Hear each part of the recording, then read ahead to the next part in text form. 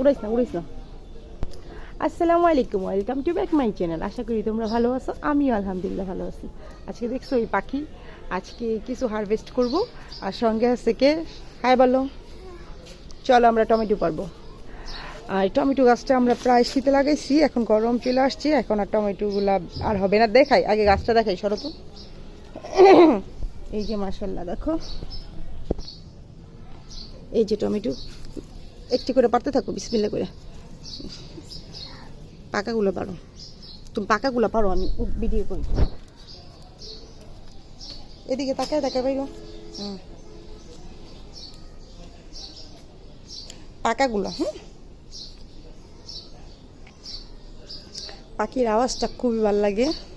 আর যারা আমার নতুন আমার ব্লগ দেখতেছো তারা সাবস্ক্রাইব করে নিও আর একটি লাইক করে দিও। আর যারা পুরাতন আছো তাদের অসংখ্য ধন্যবাদ, লাইক করে দিও।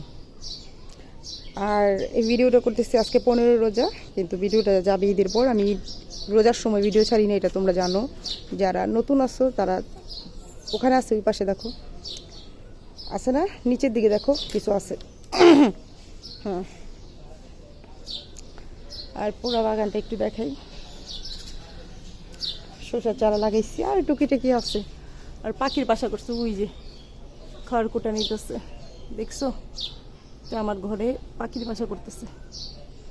হয়ে গেছে, কতটুকু হয়েছে দেখি, দেখাও।